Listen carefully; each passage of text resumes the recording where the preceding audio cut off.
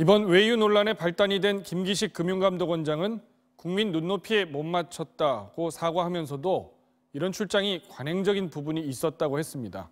남의 돈으로 가는 해외 출장이 어떻게 관행이 될 수 있었는지, 그런 걸 견제하고 감시할 방법은 없는지 새로 고침해서 따져보겠습니다. 박영애 기자, 네. 국회의원이 피감기관 돈 받고 해외 가는 게 관행은 맞나요? 네, 그렇게 딱 잘라 말하기가 어렵습니다. 왜냐하면 국회 예산으로 가는 공식 출장 외에는 기록 자체가 없기 때문입니다. 관행인지 아닌지 판단하려면 얼마나 그런 일이 자주 있는지, 몇 명이나 가는지 알아야 할 텐데 그런 자료는 집계 자체가 되지 않습니다. 네, 그러면 어떤 활동을 했고 어디에 얼마나 돈을 썼는지 당연히 알 수가 없겠군요. 네, 보고할 의무가 없습니다. 세금, 그러니까 국회 예산으로 가는 공식 출장은 경비가 1,000원 단위까지 기록으로 남습니다.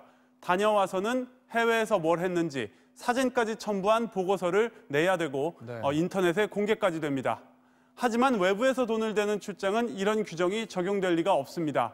돈을 많이 썼는지 제대로 일했는지 확인할 장치가 아예 없는 겁니다. 네, 사후 확인도 그렇지만은 사전에 이걸 승인하는 심사 절차 이런 건 없습니까? 네, 심사 절차 역시 전혀 없습니다.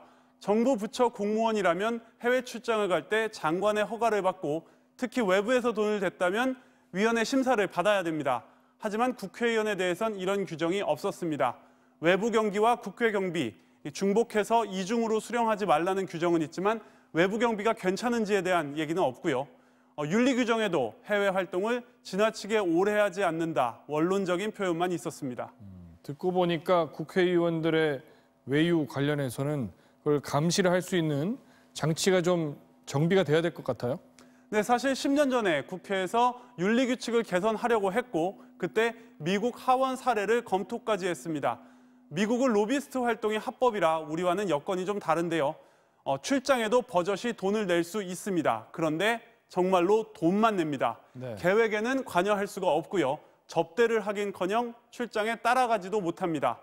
의원 입장에서도 번거롭습니다. 이런 출장을 가려면 승인을 받아야 되고 다녀와서는 내용을 일반에 공개를 해야 됩니다. 투명하군요. 네, 지원을 합법화한 건 우리와 좀 다르지만 내용은 철저히 투명하게 공개가 됩니다. 네, 외부에서 돈 되는 이런 해외 출장, 지금은 뭐 김영란법 시행 이후엔 안 되는 거죠? 네, 맞습니다. 처벌 대상입니다. 하지만 처벌도 처벌이지만 이런 투명한 제도라든지 윤리규칙 개선이 좀 필요해 보입니다. 네, 그렇군요. 박영애 기자 잘 들었습니다.